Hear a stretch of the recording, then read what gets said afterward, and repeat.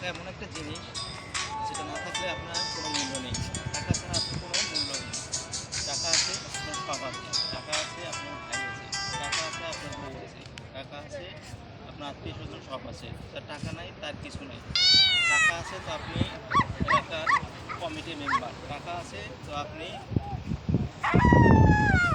এলাকার সম্মানীয় ব্যক্তি। টাকা নেই, আপনার কিছু নেই।